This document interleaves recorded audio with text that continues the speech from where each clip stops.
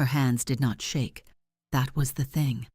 After 4 years, after everything, her hands did not shake. She worked the concealer along her left cheekbone with the practiced efficiency of someone who had long since stopped calling this an emergency. Foundation first, 2 shades of concealer because she had learned early that one shade never fully covered the deep ones. Blend, check, adjust. The same 7 minutes, the same order, the same result. The bruise disappeared.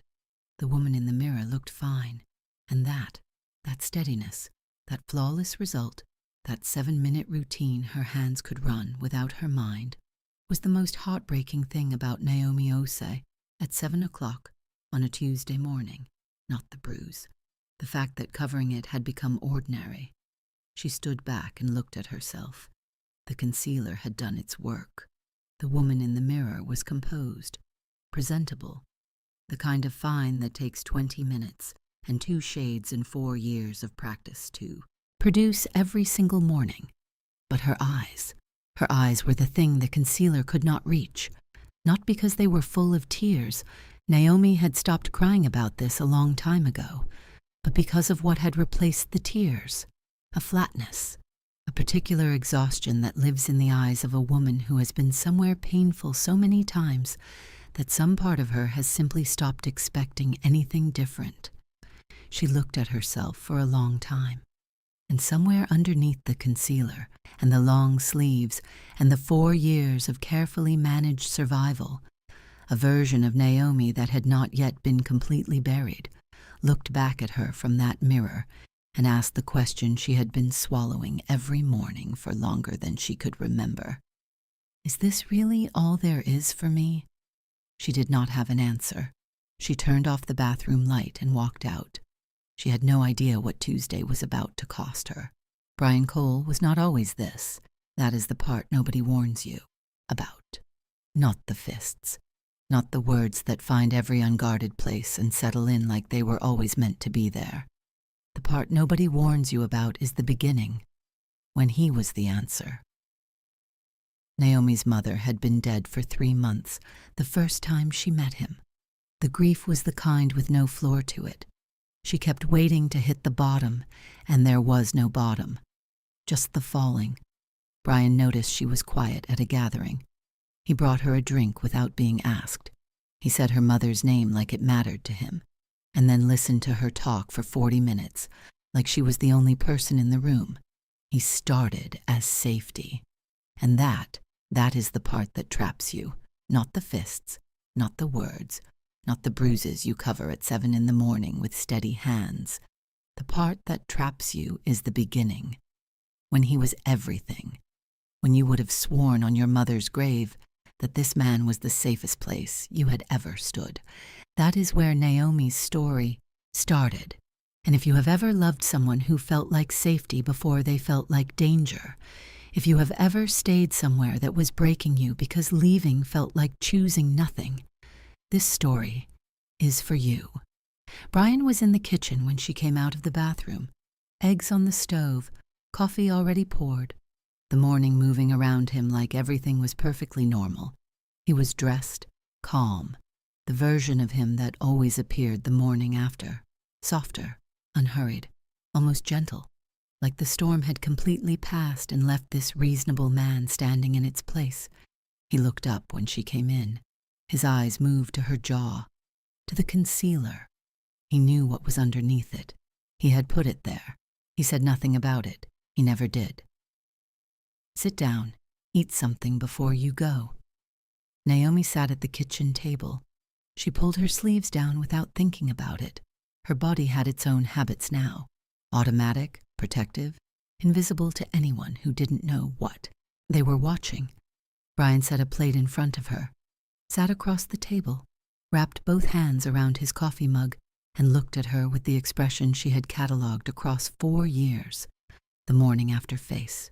Not quite guilt, not quite love, something that lived in the space between them and needed her to stay in order to survive. I need you to know, he started, voice low and measured, that last night was not who I am. You know that. You know the man I am when you're not pushing me past a certain point. Naomi looked at her plate. I know, Brian. I don't think you do. Because if you understood, really understood, you wouldn't keep backing me into corners. You say things knowing exactly how I'm going to react, and then you look at me like I'm a monster. That's not fair, Naomi. That is not fair to me. She said nothing. Nothing was still the correct response at this stage of the morning. She had learned through trial and the specific kind of error that leaves marks at engaging too early before he had fully reset, could restart the whole cycle before she even got out the door. So she ate, and Brian watched her eat, and then he leaned forward slightly. And this was the part, this was always the part that did more damage than his hands ever could, because his hands left bruises that faded in 2 weeks, but his words had been sitting in her chest for 4 years and showed no sign of moving. I also need you to stop entertaining ideas. Whatever you think about when things get hard between us, I need you to let it go. Because I see it, Naomi. I see it on your face sometimes. This idea that something better exists for you out there. And I need you to think clearly. He paused, set his mug down. Who is going to want you? Really, think about it. You are 34 years old. You carry what you carry. A man who doesn't know your history is not going to look at you and see what I see. He is going to see damaged. He is going to see a woman with too much weight and not enough left to offer. And I have stayed through everything. Through things another man would have walked away from long ago. That means something. You need to hold on to what that means before you start dreaming about something that does not exist for a woman like you. He said it gently. That was the thing that made it so effective, the gentleness. If he had shouted it, she could have built a wall against it. But he said it quietly, almost kindly. The way you deliver a difficult truth you wish you didn't have to say. Like he was doing her a favor, like she should be grateful. He stood, picked up his keys from the counter, came around the table and kissed the top of her head. Have a good day. Text me when you get there. The front door closed. Naomi sat alone at the kitchen table. The eggs were getting cold. She was not hungry. She had stopped being hungry in the mornings a long time ago. Her body had learned that the period between waking up and Brian leaving was not a safe time to need anything. She sat very still and felt his words settling into her chest the way they always settled, heavy, specific, landing in the exact places he had spent 4 years identifying. He knew her insecurities the way a surgeon knows anatomy, precisely, clinically, with the confidence of someone who had drawn the map himself and kept it. Who is going to want you? She pushed the plate away, picked up her bag, went to work. That evening, Renee showed up at the apartment unannounced. She did that sometimes, appeared without calling, the way she had since they were both 22 working the same terrible waitressing shift at a restaurant on Michigan Avenue. Renee was Lagos-born, Chicago-raised, and had been Naomi's best friend for 12 years on the basis of one operating principle. She did not pretend. Naomi opened the door and Renee looked at her face, not at the concealer, through it. She had always been able to do that. She came in without. Being invited, set her bag on the counter and stood in the middle of the kitchen with her arms crossed and the expression of a woman who had been holding something in for a long time and was running out of room for it. Naomi? I'm fine. Don't. Silence. Renee pulled out a chair and sat down, looked at her. How many more times? Naomi went to the sink, turned the tap on, off. Something to do with her hands so she didn't have to look at Renee's face. It was one night. Things had been good for weeks before that. I said something that set him off and... Stop. Naomi stopped. Renee's voice was not loud. It never needed to be loud. I need you to hear what you just said. You said something that set him off, like his hands on your face are a weather event that you caused. like you are responsible for what a grown man chooses to do with his fists. You don't understand the whole situation. I understand that you have been covering bruises for how long now. I understand that you have canceled plans with me 17 times in the last year because the atmosphere in this apartment was not safe enough to leave. I understand that the woman standing at that sink is not the woman I have known for 12 years. That woman had opinions. She had a laugh that started in her belly. She had plans that had nothing to do with managing somebody else's rage. Naomi turned off the tap. I know it looks bad from the outside. It is bad. It is not a perspective issue, Naomi. It is bad. She stopped. Started again, quieter. Renee, I'm 34. I have been in this for 4 years. Starting over means starting from nothing. And honestly, she stopped again. Renee waited. Honestly what? Naomi's jaw tightened. And then, quietly, barely, like admitting something she had never said in daylight before. Who is going to want me, at this point, with all of this? Renee went very still. For a moment she said nothing at all. She just looked at her best friend, at the woman she had known for 12 years, at the person who used to walk into rooms and rearrange them just by arriving. And the pain on Renee's face was the specific pain of watching someone you love repeat someone else's lie back to you in their own voice. He told you that, not a question. Naomi said nothing. Naomi, look at me. Naomi looked at her. That sentence, that exact sentence, is the only thing keeping you in this apartment. Not love, not history, not fear of starting over. That one sentence that he planted inside you and then stepped back and watched do his work for him. He doesn't even need his hands most days. He just needs you to keep saying that to yourself, and he never has to do a thing. Naomi looked away. She heard it. She heard every word of it. She just didn't know yet what to do with what she heard.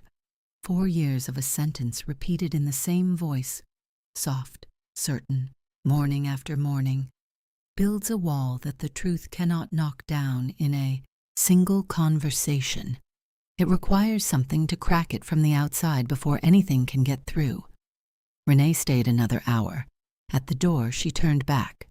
He needed you to believe that so you would stay. She didn't raise her voice. That's the only reason that sentence exists. She left. Naomi stood in the middle of the kitchen. Brian's words on one side of her chest, Renee's on the other. She grabbed her jacket. The alley swallowed sound. 1 block off Meridian and the noise of the city fell away. Just wet pavement. Just the spaces between streetlights. Just Naomi moving fast with her arms crossed over her chest, head down, thinking about nothing except getting home before her phone started ringing. She needed faster. She needed the cold and the dark to drown out the argument happening inside her own head. She turned the corner and stopped. If this story is already reaching somewhere inside you, go ahead and subscribe right now. This channel tells stories like this one. Stories that don't just entertain. Stories that reach into the places you stopped looking. Stay with Naomi, because what happens in the next 30 seconds is going to change everything. The shuttered restaurant on the left, its back door open, light spilled through in a thin, sharp rectangle onto the wet pavement, and inside that light, figures, men. She registered them in pieces before her brain assembled the whole picture. Dark coats, still postures, the particular quality of silence in a room where something has already been decided before anyone arrived. 2 men had a third pressed against the far wall. No shouting, no chaos, just pressure. The kind that doesn't need volume to communicate exactly what it is. She took 1 step back. The gravel under her shoe made a sound. Every head in the room turned. The back door swung fully open and a man stumbled out and landed on the wet pavement 3 feet in front of her. Not thrown dramatically, just removed. The way you remove something that no longer belongs in a space. He looked up at her from the ground. His lip was split. His eyes were the eyes of a man who had just encountered the absolute edge of his own limitations. 2 men in dark coats filled the doorway behind him. Naomi did not move. Her brain was sending the signal, and her legs were not receiving it. Then the 3rd figure stepped out. He was not the largest man in that alley. He did not need to be. There was something about the way he occupied space that made size irrelevant. A stillness, a completeness, the quality of a man who had never once in his life been uncertain about where he stood. He wore a dark suit, precisely cut. His face was Korean, sharp-lined, composed into something that was not cold exactly, something more precise than cold, the expression of a man for whom the situation in front of him was simply a matter concluded. Nothing personal, nothing excessive, just done. His eyes found Naomi immediately. His men moved toward her. He raised one hand. They stopped, completely, instantly, like the air itself had been instructed. And he looked at her, not past her, not through her, at her, fully and completely, the way almost no one had looked at Naomi Osi in a very long time. His gaze moved, not intrusively, just efficiently, across everything she was presenting to the world. The long sleeves in October cold, the arms crossed over her chest, the posture of a woman who had spent years learning to make herself small in the presence of unpredictable things, the careful, practiced composure of someone who was surviving rather than living. He read all of it in 3 seconds. The man on the pavement scrambled to his feet and dissolved into the dark behind her. Sung-jin held Naomi's gaze for one more moment. Then his voice came, low, unhurried, the voice of a man who had never needed volume to fill a room. You didn't see anything worth remembering. Go home. Not a threat. Not cruelty. Conclusion. Naomi's legs received the signal this time. She turned. She walked. She did not run. Something in her understood that running was the wrong signal in a space like this.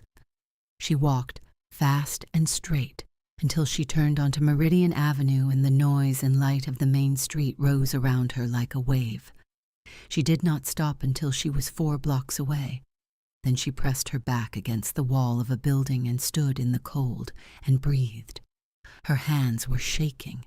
They had been steady all morning at the mirror, steady through the concealer and the long sleeves and Brian's soft certain words at the kitchen table. And now, on a public street, 4 blocks from an alley, standing under a streetlight in the October cold, they were shaking, but not from fear.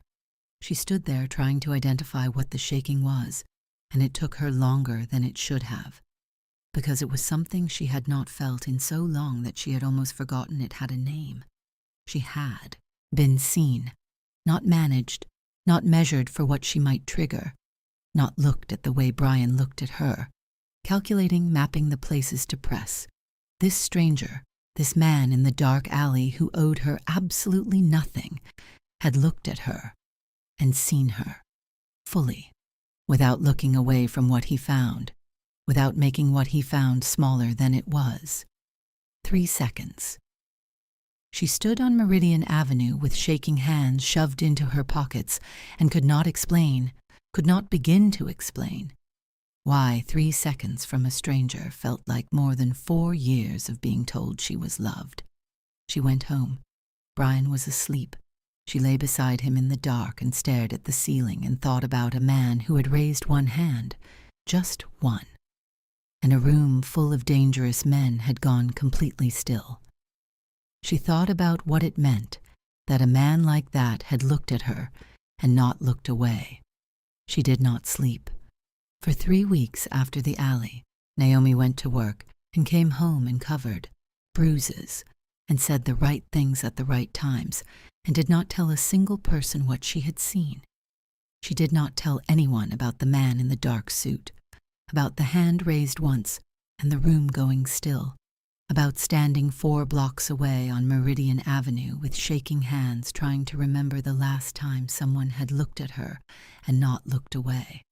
She did not tell anyone. She just carried it, the way you carry something you don't have language for yet, quietly, carefully, in the part of yourself that is still waiting to understand what it means. 3 weeks after the alley, Renee called. I sent your profile to a company. Don't say anything yet. You sent my information to a company without asking me? I did. Renee, you have a degree. You have a mind that Brian has been running on 10% because anything more made him uncomfortable. A pause. I sent your profile. You're welcome. Naomi opened her mouth, closed it. The interview was 4 days later. She went without telling Brian where she was going. She told him she had a dental appointment. She sat in the cab with her hands clasped in her lap, thinking about all the reasons this was a bad idea. Then she thought about the bathroom mirror. She walked in and answered every question they asked. They called the next morning with an offer. She accepted before Brian woke up. The first morning at KS Holdings, Naomi arrived early. The office was on the 14th floor of a building on North Michigan. All clean lines and controlled quiet, the kind of space where everything had been considered and nothing was accidental.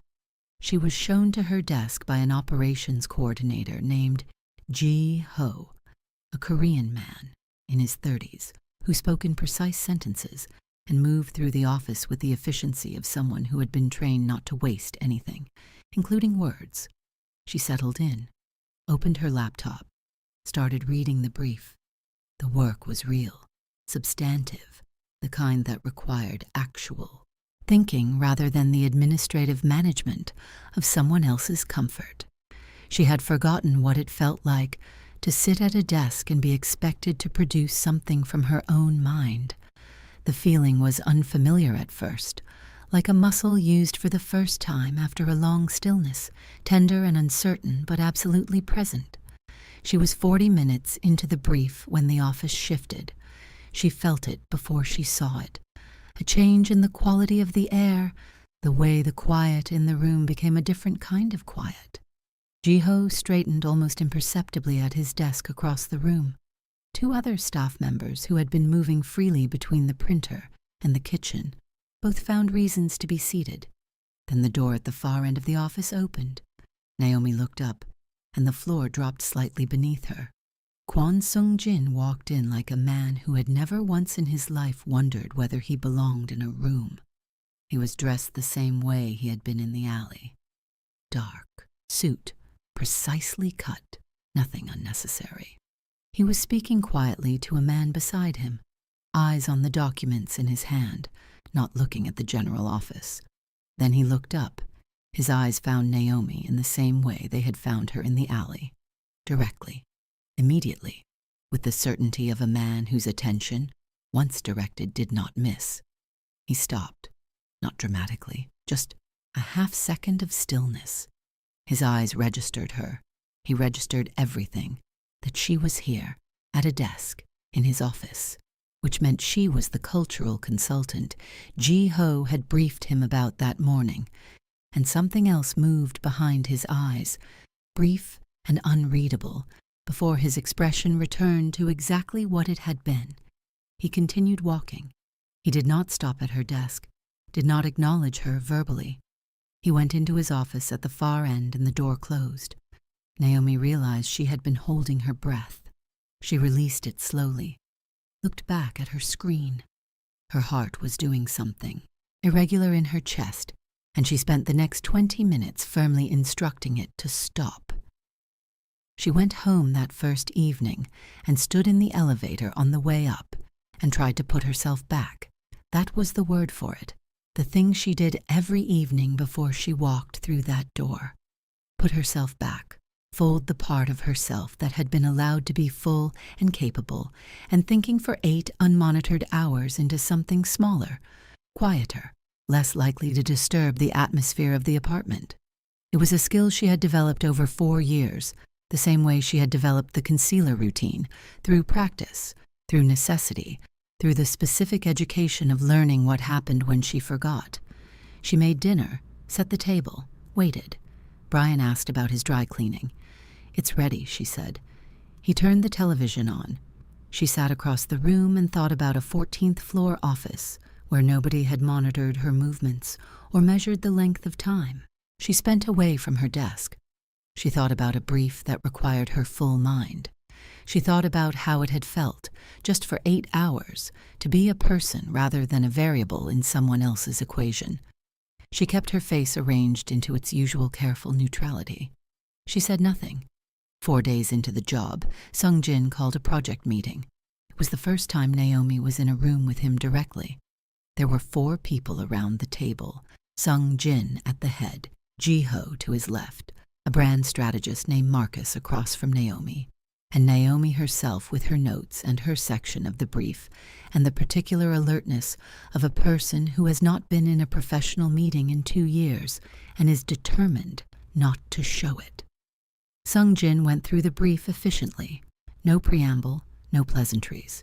He identified what was working, what was not, and what needed to be reconsidered. In that order, without decoration. Then he got to Naomi's section, the cultural mapping.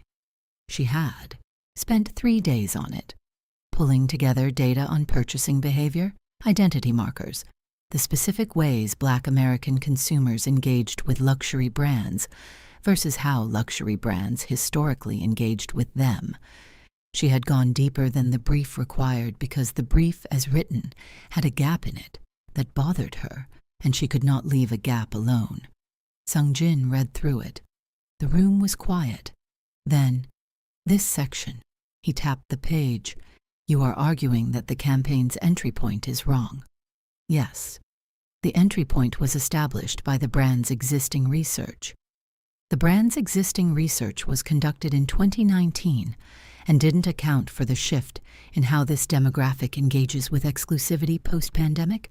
The data is showing them what the market was. I'm showing them what it is. Sung-jin looked at her, not the way Brian looked at her when she said something he didn't expect. That quick tightening, that recalibration, the atmospheric shift that told her she had miscalculated. Sung-jin looked at her the way someone looks at a lock they are deciding how to open, engaged, interested in the mechanism. Explain the shift. So she did. She walked him through it.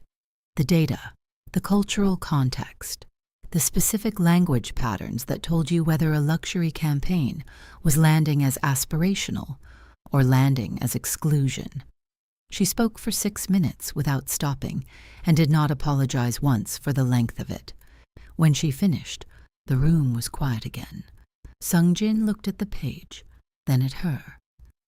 Rewrite the entry point recommendation with this framework. Have it on my desk by Thursday.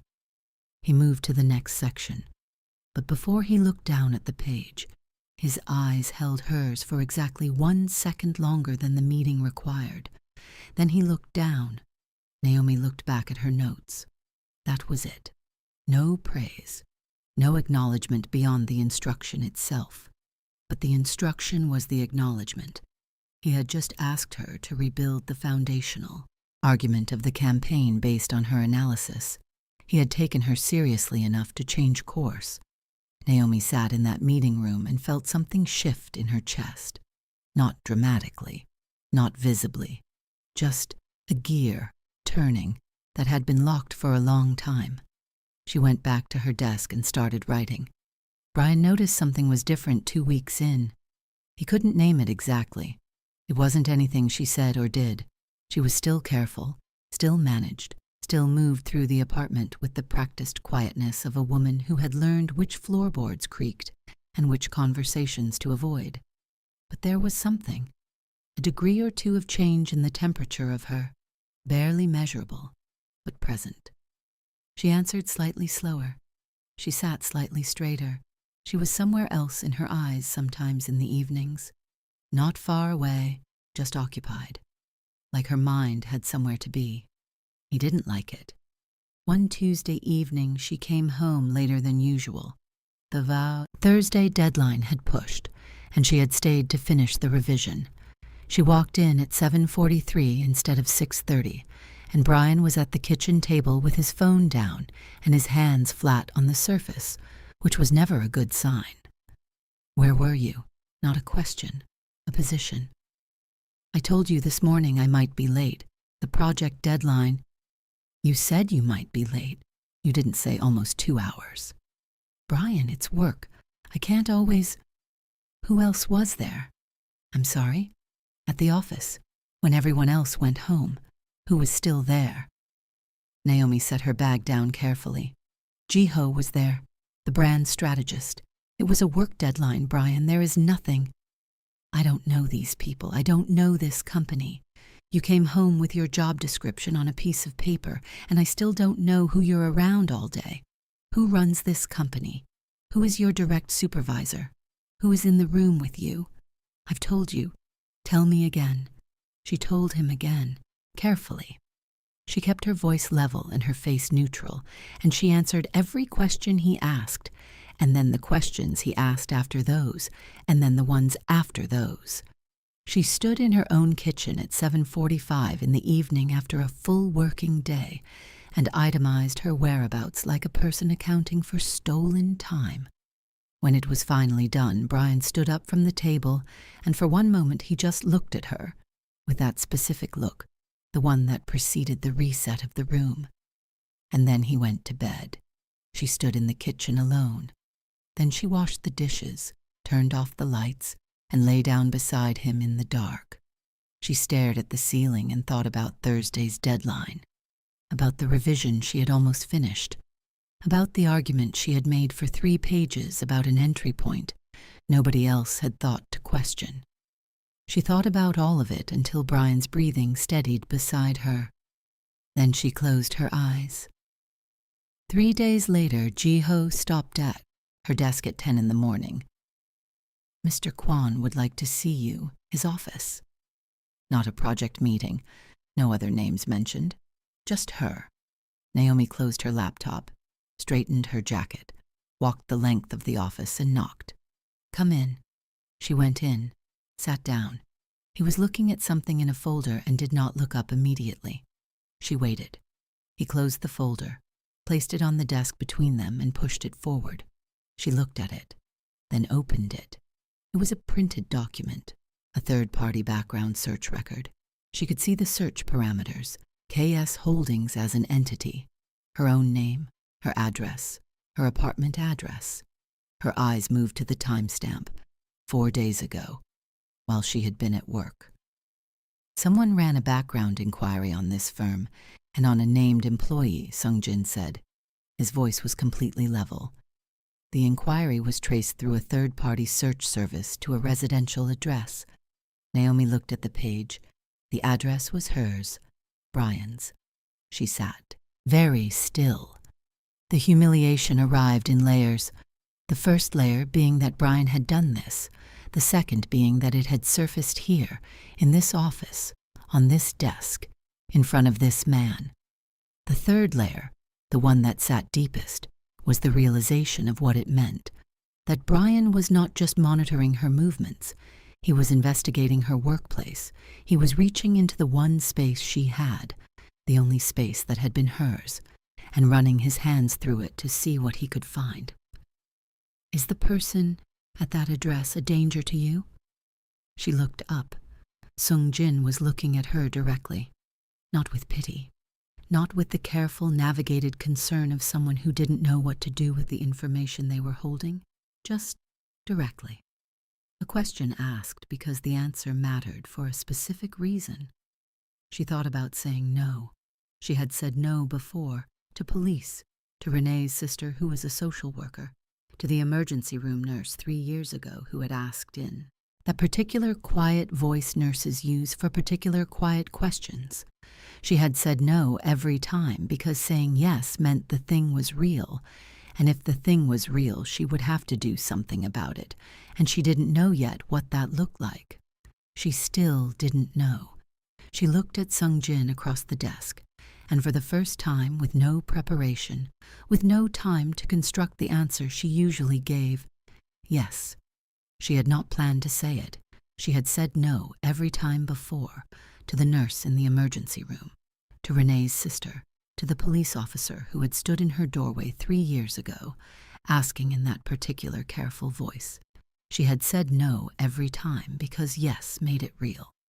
And if it was real, she had to know what to do next, and she hadn't known. But she had said it anyway. Sungjin held her gaze for a moment, Something moved through his expression, controlled, brief, and then it was gone. He pulled the folder back. Handle what you need to handle. Your position here is not in question. He opened another document. The meeting was over. Naomi stood, picked up her bag, walked to the door. Naomi, she stopped, turned. He was not looking at her. He was looking at the document in front of him. The revision you submitted Thursday. It was the right call. He turned a page. She walked out. She sat at her desk. Her hands were completely still. She moved the passport first, tucked it into her bag on a Tuesday morning under her lunch, walked it to Renee's, set it on the kitchen counter like it was nothing. Her mother's death certificate the following Thursday, the folder of paperwork from the back of the closet, the one she had kept behind Brian's winter coats for 2 years, the place he never looked, piece by piece, one visit at a time, until the closet held nothing that mattered. She opened a new bank account 2 neighborhoods from home. She deposited small amounts, nothing large enough to notice, nothing that would register as a pattern. She did the math every morning at the bathroom mirror while she covered whatever the night before had left, how much she needed, how long it would take, how far it had to stretch. She found a sublet through Renee's contact, a studio in Pilsen. Small, clean 3rd floor, buzzer entry, a landlord who asked no questions. She paid the deposit in cash and kept the key on her office lanyard, where Brian would never think to look. She had tried to leave once before, 18 months ago, 3 blocks from the apartment with a bag over her shoulder when his car had appeared at the end of the street. He had not shouted. He had simply pulled up beside her and opened the passenger door and said her name once, quietly, the way you speak to something you are certain cannot escape you. She had gotten in. She was not getting in again. So this time she moved slowly. She gave him nothing, no signal, no shift, no frequency change that his 4 years of calibration could detect. She smiled. At breakfast, she answered his questions. She kept her voice at exactly the pitch he expected. She was almost ready. Then Brian came home on a Thursday evening in a mood she recognized from the doorway. She felt it before she saw him, the particular quality of the atmosphere in the apartment, tight and charged, the air itself telling her something had gone wrong in his day, and she was about to be the place he put it. He was in the kitchen when she came in, glass of water on the counter, jacket still on. The jacket still on meant he had not decomposed yet, which meant it was early in the cycle, which meant she had a window if she was careful. "Hey," she said, the calibrated casualness that walked the line between present and invisible. Brian looked at her. "You're late." "I texted you. The train was—" "You texted me at 6:40. It's 7:12. The train was delayed, Brian. I can't control—" "Close the door." She closed the door. He was not loud. He was never loud when it was like this. He was precise, the way a man is precise when he is not out of control, but making choices, each one deliberate, each one calibrated, each escalation a decision, rather than a loss of composure.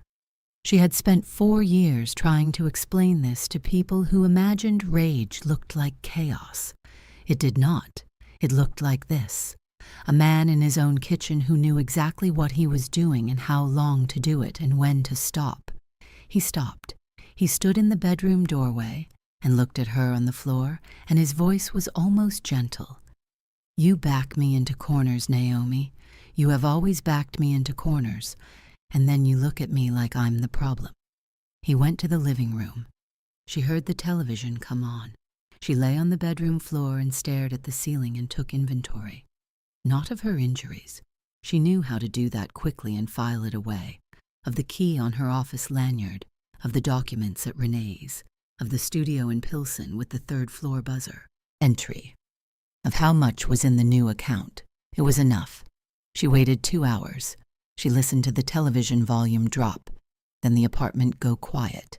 Then Brian's breathing from the living room couch settle into the particular heaviness of someone deeply asleep. Then Naomi Osi got up off the bedroom floor. She washed her face at the bathroom sink. She looked at herself in the mirror. No concealer this time, no managing, just her face exactly as it was. And she looked at it for a long moment. Then she got dressed. She took her phone, her bag, the documents she had moved from the closet to her nightstand 3 days ago in preparation for exactly this.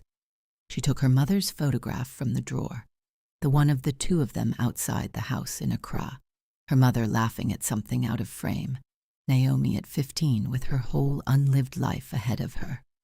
She did not take anything else. She walked to the front door.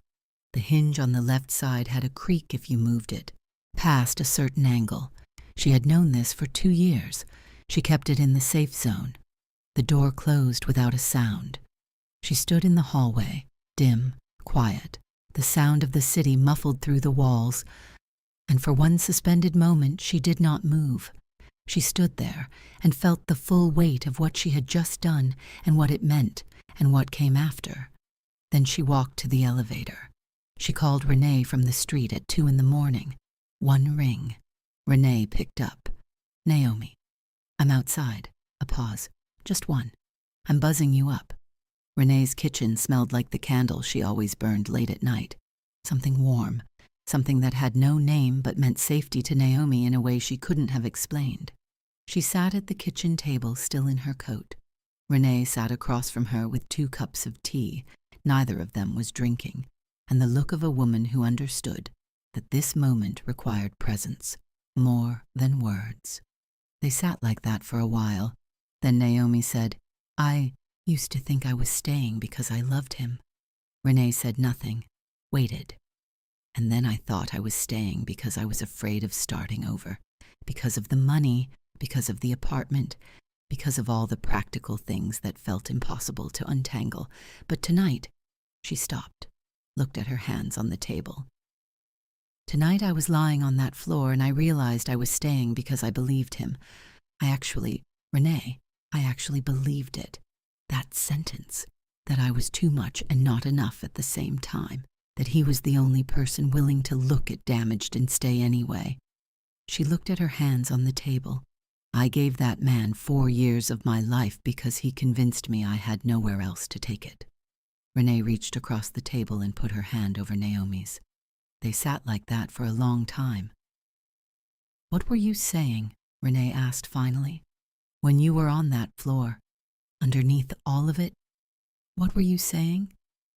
Naomi was quiet for a moment. That I deserved to sleep through the night without listening for a change in someone else's breathing. Renee said nothing. She didn't need to. Later, Renee made up the couch with the good blanket and turned off the kitchen light. You don't have to know what comes next tonight. Tonight, you just have to sleep. Naomi lay down in the dark and listened to Chicago outside the window. She closed her eyes. She slept. Brian started calling at 6:47 the next morning. Naomi watched the screen light up from across the room and did not move toward it.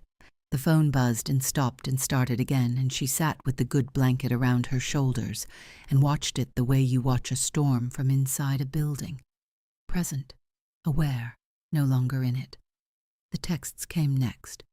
She read them without responding. They moved through the usual sequence. The confusion first, performed, as if he had woken up genuinely puzzled by her absence. Then the concern calibrated. Then, when neither produced a response, the shift.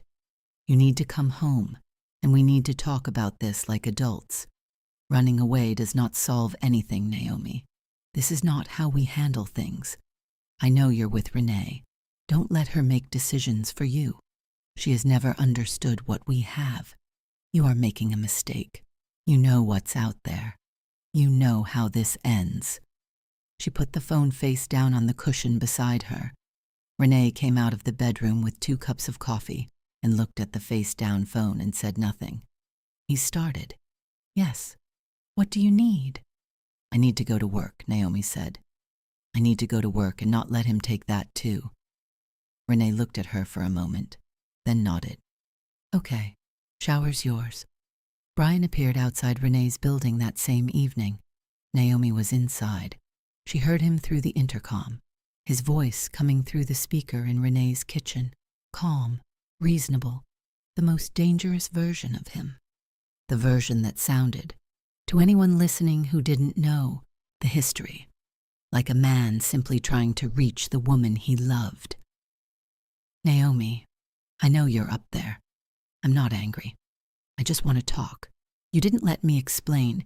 You left before we could talk, and that's not fair to either of us. Come down, 5 minutes. That's all I'm asking. Naomi stood in the kitchen and looked at the intercom panel on the wall. The old reflex was there. She could feel it, the 4-year-old muscle memory of moving toward his voice when it got quiet like that, of managing the situation before it escalated, of calculating the cost of not responding against the cost of responding, and choosing the option that hurt less in the short term. She felt it. She did not move. Brian tried for 20 minutes. The voice through the intercom cycled, soft, then wounded, then the brief appearance of the edge beneath it, then soft again. A performance for an audience of one who was standing 8 feet away, on the other side of a wall, not moving. Then he left. The intercom went quiet. Renee looked at Naomi. He'll try something else, Naomi said. Yes, Renee said. He will.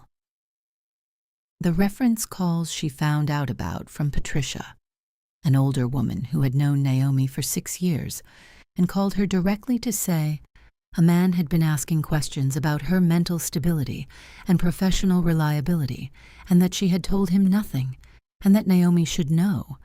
The industry contact sent a screenshot, a formal email from an address she didn't recognize, measured, professional, expressing concern that Naomi was currently involved in a situation that might compromise her judgment. No name on it. Brian Cole conducted his damage the way he conducted everything, cleanly, at a remove, with enough plausible distance that nothing could be traced directly back to him. He was trying to close every door. She understood this the way you understand a thing when you see its full shape for the first time. Not piece by piece, but all at once, the whole architecture of it visible. Then he came to the building. Wednesday morning, the lobby of KS Holdings. Brian walked through the front door and approached the reception desk and asked for Naomi Osi by name, stated that he was her emergency contact, that there was a family situation requiring her immediate attention. He got as far as the elevator bank. 2 men appeared from opposite sides of the lobby. They did not hurry. They moved with the unhurried synchronicity of people who had been watching him from the moment he entered the building. They were not aggressive. They did not touch him. They simply positioned themselves, one in front, one to the side, and looked at him with the particular quality of stillness that communicated, without a single word, the complete and total nature of his current situation. Brian looked at the man in front of him, then the one beside him. He recalibrated. He turned around. He walked back through the lobby. He pushed through the front door and went back into the street and did not look back. Jiho appeared in Naomi's workspace 40 minutes later. Mr. Kwan would like to see you. Not a project meeting. No other names mentioned. Just her. Sung Jin was standing at the window when she came in. Not seated. Standing. Looking at the city below. Hands clasped behind his back. He did not turn immediately when she entered. He finished whatever he was thinking, and then he turned. He looked at her for a moment. Then he moved to his desk and sat down and opened the folder that was already there waiting. A man came to this building this morning asking for you by name. He claimed to be your emergency contact. I know. I'm sorry. Don't apologize to me. She stopped. He looked at her directly. My network has been running a background on the situation since you confirmed 3 weeks ago that the person at your address was a danger to you. What came back is not a small thing, Naomi. There are 2 women before you, 2 police. Reports that were filed and then withdrawn. The same pattern, the same man. The room was very quiet. He is also running a campaign against your professional reputation. Reference calls, a message to an industry contact, this morning's visit. She had known about the reference calls. She had not known about all of it laid out together in a room like this. Seeing it assembled, the shape of it, the deliberateness of it, the systematic way Brian was trying to close every door, made something cold move through her. "He is trying to make sure you have nowhere to stand that isn't him," Sungjin said, not with emotion, just naming the mechanism, like a man identifying a structural fault in a building. "That is what this is." She said nothing. "He came to my building." His voice did not change, but something in the room did, a shift in pressure, barely perceptible, the way the air changes before something that cannot be stopped. That was his mistake. He closed the folder. "You don't need to do anything. Handle your work. Go to your new address tonight. Do not engage with him on any channel." She looked at him. "What are you going to do?" Sungjin looked back at her with the expression of a man who considered the question for one moment and then decided it did not require an answer. "Go back to work, Naomi." She stood, moved toward the door. "Naomi." She turned. He was not looking at her. He was looking at the folder. "You made the right decision, leaving. Whatever it cost you to do it, it was the right decision." He opened the folder again. She walked back to her desk. She sat down. She looked at her hands on the surface in front of her. Still, both of them, completely still. And then she picked up her pen and went back to work. Brian Cole received the message on a Friday evening. It came through a number he didn't recognize, from a name he did, a business associate named Derek Webb, who owed him $14,000 from a deal that had gone sideways 8 months ago. The message was brief, professional.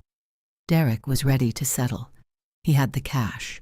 He wanted to meet at a location on the west side Saturday morning, a private warehouse space he used for storage, neutral ground, no complications. Brian read the message twice. Then he typed back a confirmation and set his phone down, and felt the particular satisfaction of a man who believes the universe is correcting itself in his favor. $14,000. He could use $14,000 right now, with everything that was happening, with Naomi gone and the apartment feeling different in ways he didn't want to examine, and the situation at her workplace that had not gone the way he had planned. He arrived at the warehouse at 9:45 Saturday morning. He was wearing his good jacket. He had his phone in his breast pocket and his car keys in his hand, and the easy confidence of a man who had spent his entire adult life being the most dangerous thing in any room he walked into. He pushed the warehouse door open and stepped inside. 6 men, positioned around the space with the deliberateness of people who had been there long before he arrived. And at the center of the room, a table, one chair on the far side, Kwon Sung-jin, sitting with his hands folded on the table in front of him, looking at Brian with the expression of a man reviewing something he had already fully assessed and found entirely unsurprising. Brian stopped. His brain ran its calculation, the one it always ran, the one that had never failed him, scanning the room for the angle, the exit, the leverage point, the thing to say. He was good at this. He had been good at this his entire life. He could read a room and find the opening in under 30 seconds. He scanned. There was no opening. He straightened anyway. He adjusted his jacket and he walked forward because standing in the doorway was the wrong signal. And whatever this was, he was not going to let it find him frozen. He stopped at the near side of the table. Sung-jin looked up at him, said nothing. Brian opened his mouth. Sung-jin raised one finger. Brian closed his mouth. The silence lasted long enough to be intentional, long enough for Brian to understand, fully, in his body, not just his mind, that the rules of every room he had ever been in did not apply here, that the thing he did, the thing that had always worked, the management of atmosphere and language, and the careful deployment of his own presence, none of it had any currency in this room. Then Sung-jin opened the folder on the table. He began placing documents down, one at a time. unhurried. A photograph first. A woman Brian recognized from 7 years ago. A name. Then a police report with that name on it. Then a second photograph. A second name. A second police report. Both reports with a section highlighted. The date they were filed and the date they were withdrawn. Then Naomi's name. No police report for Naomi because Naomi had never filed one, which Brian had always counted as a form of loyalty, and which Sungjin appeared to be counting as something else entirely. Brian watched his buried history surface page by page on a warehouse table. His confidence did not collapse dramatically. It eroded, the way a bank erodes underwater, slowly and then all at once. He tried to find the face he used for difficult meetings, the measured, reasonable, nothing to hide face. And he found the components, but could not assemble them correctly in this room with this man looking at him like that. "I don't know what you think." Sungjin looked at him. Brian stopped. "Sit down." 2 words. Quiet, absolute. Brian sat down. Sungjin looked at him across the table for a long moment. Then, "You put your hands on a woman for 4 years and then told her she was lucky you stayed." Brian's jaw tightened. "Whatever she told you." "She told me nothing. She said 1 word to me once when I asked if you were a danger to her. 1 word. Everything else I found myself." He closed the folder. "You came to my building. You contacted her professional network with fabricated information. You attempted to close every exit available to her so she would have nowhere to stand that wasn't inside your control." His voice did not rise. It did not need to. In the warehouse, the quiet around his words made them land with a weight that volume could not have produced. "You did all of this because she left. Because a woman you spent 4 years convincing she was nothing finally stopped believing you." Brian said nothing. He was recalculating. It was the only thing he had left. "Men like you," Sungjin said, "operate on one principle, that the person in front of you is more afraid of what you will do than they are committed to what they need. That fear is your only actual resource. Take away the fear, and you have nothing." He stood. Brian's eyes moved to the 6 men around the room. Sungjin looked at him one final time, with the expression of a man closing a file, finishing a calculation, moving to the next item. He nodded. What happened next was not theater. There was no shouting, no excess. Sungjin's men moved with the efficiency of professionals who did not need an audience and did not perform for one. Brian Cole, who had always known exactly where to put it, so the bruise stayed hidden, who had stood over Naomi on the bedroom floor and called it her fault, had nowhere to put this. He could not talk his way out of it, could not frame it as something she had caused, could not tell it that it was its own fault. He was simply overpowered. When it was done, Sungjin was at the door. He did not crouch down. He did not stand over him. He looked at Brian from the doorway, from a distance, the way you look at something that no longer requires your proximity. "You told her no man would want her." A pause. "Understand what this meeting means about your judgment." He walked out. The warehouse door closed. Brian did not contact Naomi again. Not that day, not the day after, not ever. Because Brian Cole, who had never been afraid of anything he could control, had just spent the worst hour of his life inside a room he had no control over. His entire argument had just been answered on a concrete floor. Naomi did not know what happened in that warehouse. She did not know because Sungjin did not tell her. He told her nothing. He did not come to her desk on Monday morning with an account of the weekend or an explanation of what he had done or a bill to be paid in gratitude.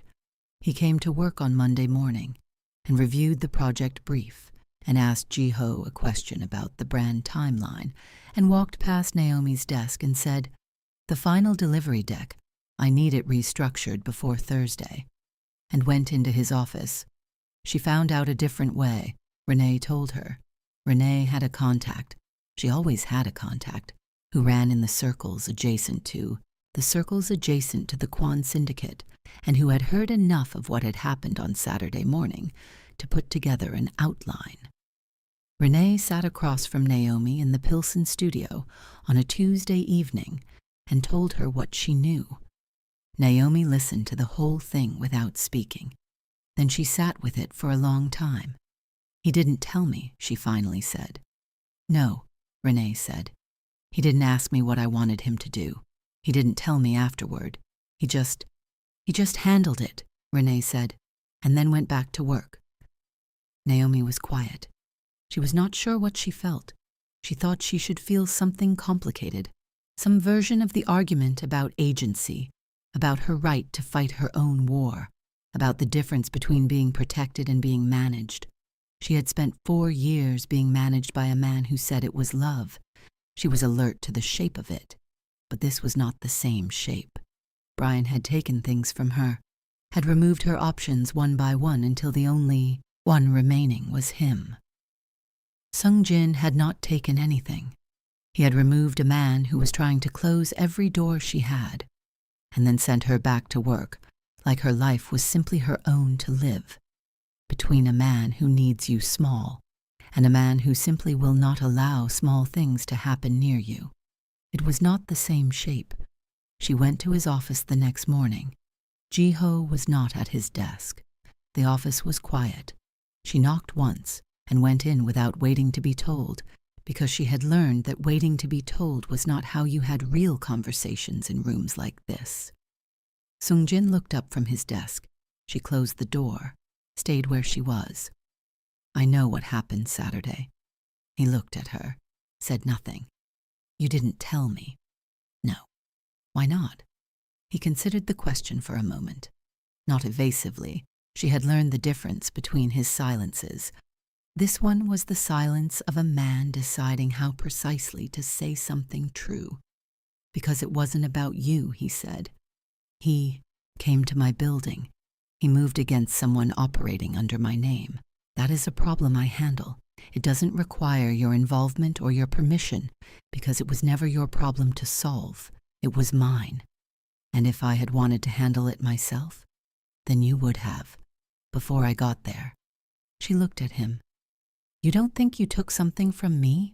The chance to do what?" His voice was not unkind, but it was direct.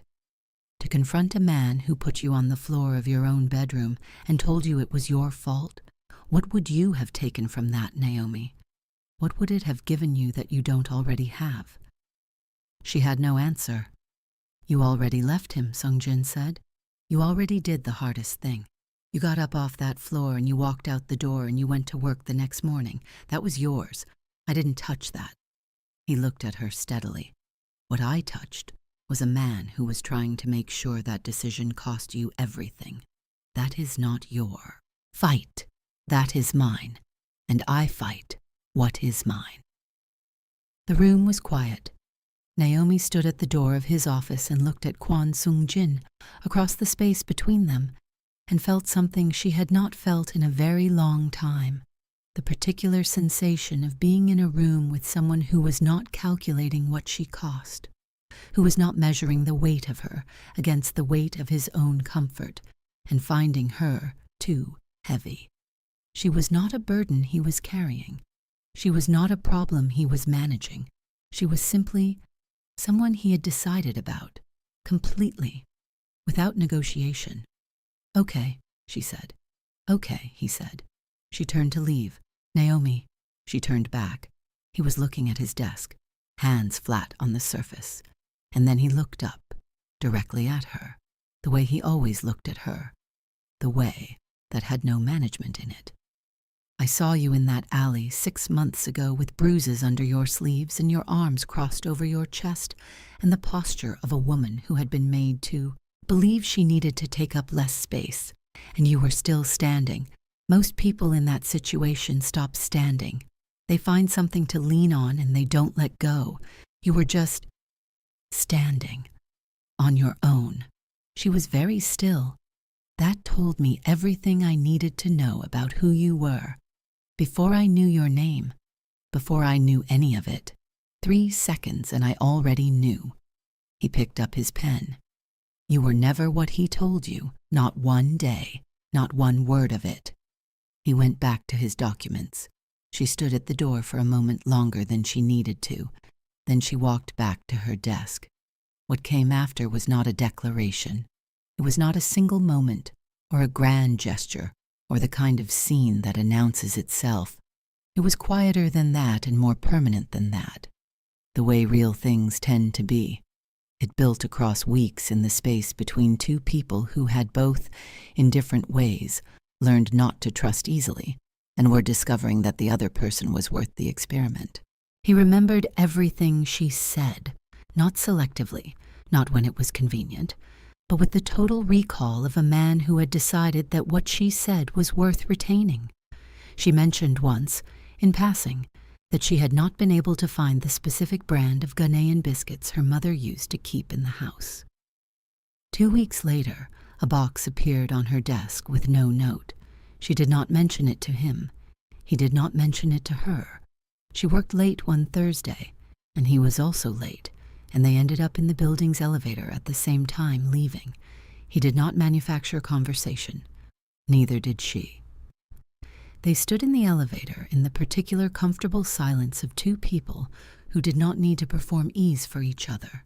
At the ground floor, she turned left toward the train. He turned right toward his car. He stopped. I'll take you.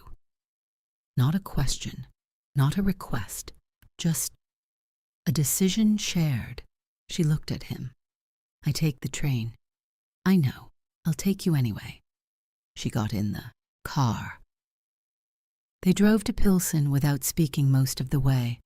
The city moved outside the windows, and the heat in the car was warm, and the seat was the kind of quiet luxury that does not announce itself, and Naomi sat in the passenger seat of Kwon Sung-jin's car and felt, for the first time in years, like a person simply being taken somewhere, not managed, not monitored, not required to be anything other than present.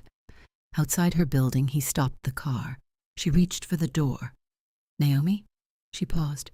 He was looking forward, hands on the wheel. The version of you that existed before all of this, she is not gone.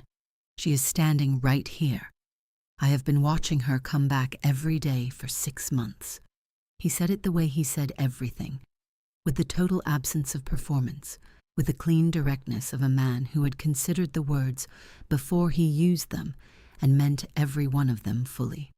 She sat with it. Then, I don't always know how to receive things like that, she said. 4 years of the opposite does something to the mechanism. I know. It might take a while. I'm not in a hurry.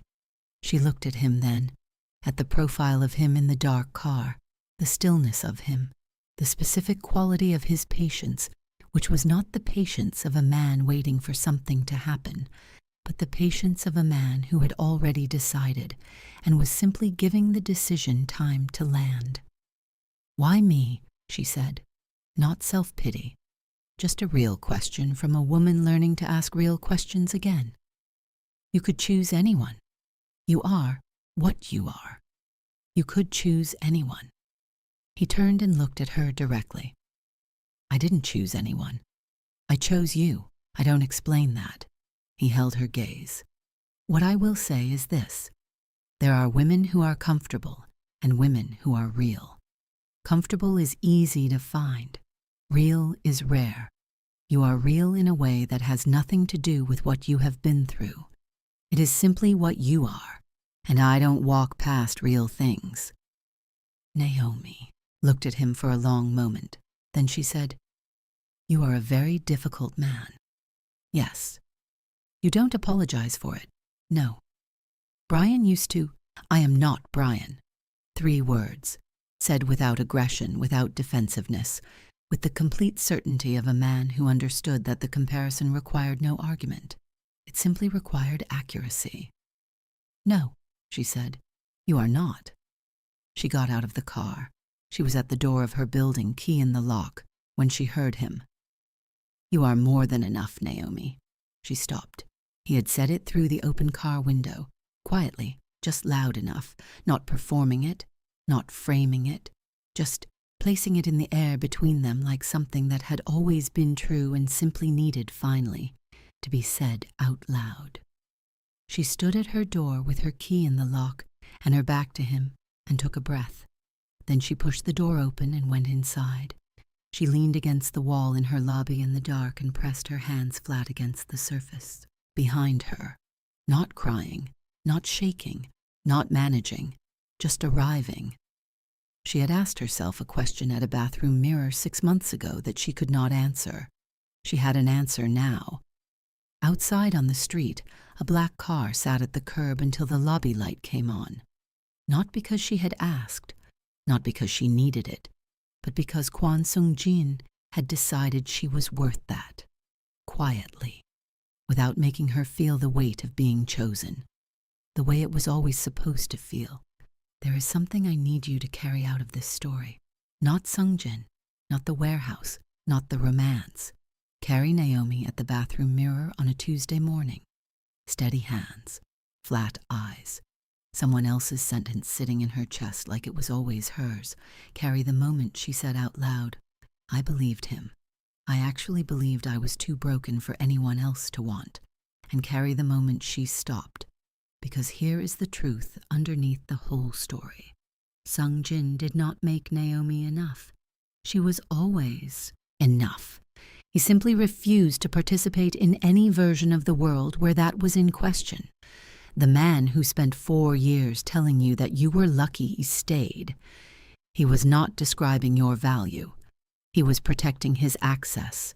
Because a woman who knows her worth does not stay in rooms that diminish her. He needed you to stay. That was the only power he ever had.